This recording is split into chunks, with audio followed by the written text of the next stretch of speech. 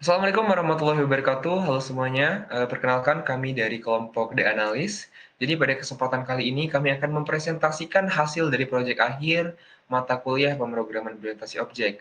Kami bermitra dengan Sinar Sakti dan untuk judul dari proyek akhir kami adalah aplikasi kasir Sinar Sakti. Next.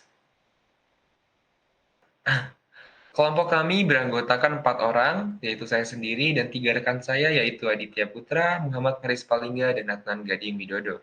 Next. Hal yang melatar belakangi proyek akhir kami adalah di dalam era digitalisasi saat ini, pengelolaan transaksi dan stok barang di perusahaan percetakan seperti Sinar Sakti mitra kami memerlukan sistem yang terorganisir dan efisien. Proses manual seringkali memakan waktu dan juga rentan terhadap kesalahan serta menghambat operasional bisnis. Dengan demikian, diperlukanlah solusi berbasis teknologi berupa program kasir yang dapat membantu mempercepat dan mempermudah pengelolaan data, transaksi, serta stok barang. Oleh karena itu, kami hadir dengan program kami. Next. Untuk rumusan masalahnya, kami memiliki 5 rumusan masalah. Yang pertama yaitu adalah bagaimana kami memastikan pengelolaan stok barang dapat dilakukan secara otomatis dan akurat untuk mengurangi kesalahan manual. Lalu bagaimana mengimplementasikan sistem pembayaran yang sederhana, efisien, dan bebas dari kesalahan pencatatan. Lalu bagaimana kami menyediakan akses secara real-time terhadap data transaksi dan histori pembayaran untuk mendukung kebutuhan operasional dan pelaporan. Lalu bagaimana kami membangun aplikasi kasir yang sesuai dengan kebutuhan Sinar Sakti tanpa menyertakan fitur diskon dan perhitungan pajak. Dan bagaimana kami menambahkan fitur cetak nota untuk memudahkan dokumentasi transaksi secara fisik.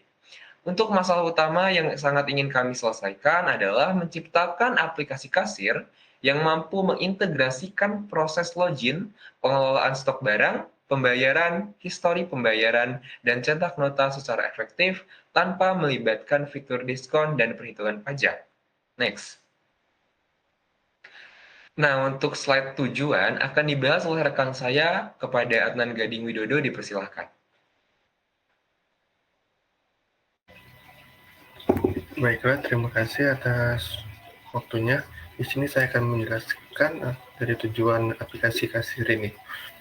Tujuan aplikasi ini sendiri ada 4. Yang pertama, kita dapat membangun program kasir sederhana yang dapat digunakan untuk mencatat transaksi dan stok barang. Lalu tujuan yang kedua, kita dapat memberikan kemudahan akses untuk histori pembayaran agar dapat digunakan sebagai referensi pencatatan keuangan. Lalu tujuan yang ketiga, kita dapat mengurangi kesalahan manual dalam proses perhitungan dan pencatatan transaksi.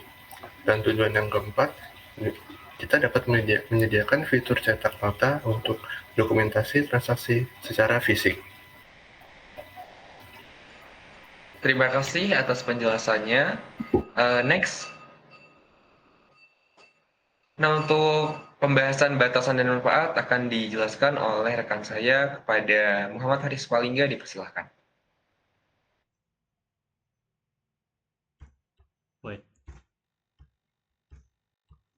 Baik, terima kasih kepada Saudara Hafiz. Keterbatasan fungsi dalam sistemnya, yaitu tidak ada fitur diskon dan pajak. Dan dengan ini menunjukkan bahwa kelas atau objek yang dibuat hanya menangani fungsi dasar tanpa logika bisnis tambahan seperti perhitungan diskon atau pajak. Lalu ada basis data terbatas. Objek hanya mencakup atribut seperti login, stok barang, pembayaran histori, pembayaran, dan cetak nota. Lalu apa sih manfaatnya? Manfaatnya adalah yang pertama efisiensi operasional. Di dalam itu, kelas dengan metode otomatis meminimalkan duplikasi kode dan kesalahan manual. Lalu kemudahan pemantauan, di mana objek histori pembayaran memungkinkan pengembang memantau data dengan struktur. Lalu ada keputusan berbasis data, di mana data yang terorganisir dalam objek mendukung pengambilan keputusan lebih baik. Setelah itu ada fleksibilitas dalam dokumentasinya, di mana fitur cetak nota menunjukkan implementasi metode spesifik dalam kelas. Baik, terima kasih kepada Saudara Hafiz, dipersilakan kembali. Terima kasih atas penjelasannya. Nah, untuk penjelasan selanjutnya kita akan beralih kepada program yang telah kami selesaikan bersama kelompok kami. Kepada Saudara Adit Tia Putra dipersilahkan. Oke, terima kasih kepada teman saya Hafiz Yulianto.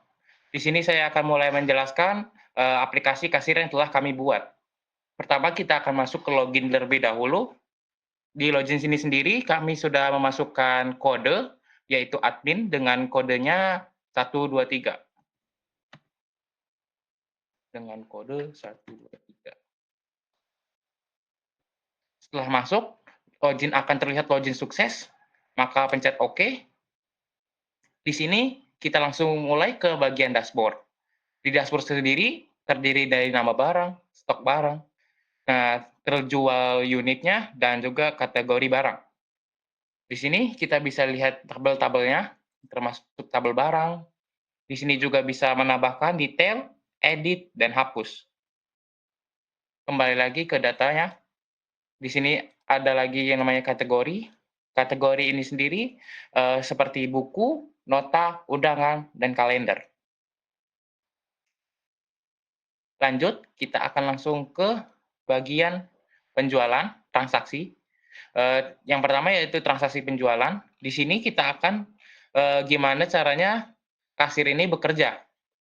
Pertama, kita akan mulai mencari barang, yaitu salah satunya nota atau buku tabungan. Buku tabungan.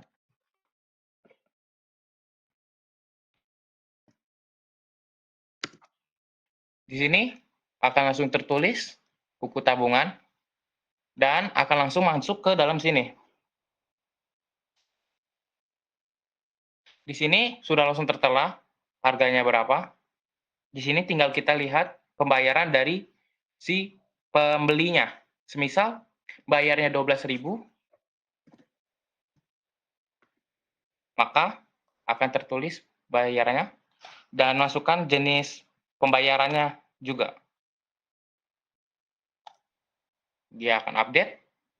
Setelah update, dia akan tertulis kembaliannya ditulis di sini. Nah, di sini kita langsung bisa print bukti pembayarannya. Untuk bukti pembayaran sendiri, sebentar, masih loading.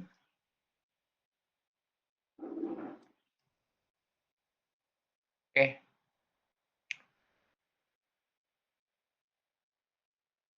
Udah masuk. Jadi untuk bukti pembayaran sendiri, dia akan langsung mencetak pembayarannya berapa, bayarnya berapa, kembaliannya berapa, terus di sini jenis pembayarannya apa. Nah, nanti bisa tinggal kita cetak, kemudian akan langsung tertulis di kertas. Baik, kita akan langsung ke bagian kodenya. Baiklah, untuk pengimplementasiannya di program PBO-nya, kode Sinar Sakti ini ada di bagian penjualan. Bisa lihat di sini, untuk objeknya sendiri ada di bagian ID dan hasil ini. Kita bisa lihat, ini adalah bagian objek. Kemudian, kita bisa lihat yang lainnya, terutama di bagian nomor dan hasil juga adalah bagian objek dari pemrograman tersebut. Seperti total bayar, dolar nomor, terus dolar hasil penjualan. Untuk kodenya, untuk perhitungannya nota di bagian sini.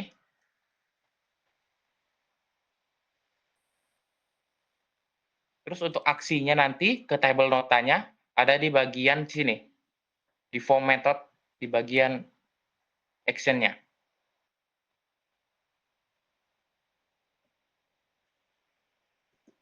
Oke, mungkin itu saja yang bisa saya sampaikan untuk kode dan juga aplikasinya. Kembali lagi bersama Hafiz Yulianto. Hafiz Yulianto, silakan. Baik, terima kasih Saudara Aditya Putra. Mungkin dapat sedikit dijelaskan, mungkin teman-teman lainnya ingin mengetahui dari proyek kita itu menggunakan bahasa apa aja ya, mungkin bisa sedikit dijelaskan. Oke, untuk bahasa pemrograman yang kita pakai yaitu menggunakan PHP, HTML, CSS, dan JavaScript. tapi umumnya pasti cuma ada PHP dan juga JavaScript. Hmm. Untuk aplikasinya Untuk mungkin ya bisa lanjut, nggak apa-apa, silakan. untuk data-data yang tersimpan itu disimpan di mana ya? Untuk data yang tersimpan itu ada di MySQL, di SQL. Nanti dia akan muncul di PHP yang admin atau kita bisa buka di SQL Yoke. Baik. Baik, jadi setelah dari penjelasan kita bersama tadi dapat kita simpulkan bahwa proyek kita ini sudah mencukupi terkait dengan rumusan masalah yang dihadapi oleh mitra kami yaitu Sinar Sakti. Kami juga telah memberikan solusi kepada CV Sinar Sakti, mitra kami, untuk sistem perkasiran mereka.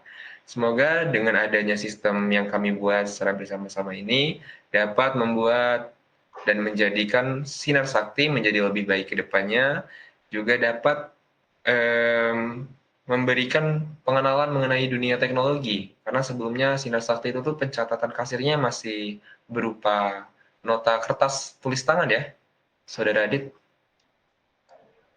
Ya, nota kertas tulis tangan. Baik, mungkin itu saja yang dapat kami sampaikan. Terima kasih atas waktu dan perhatiannya. Kami akhiri. Wassalamualaikum warahmatullahi wabarakatuh.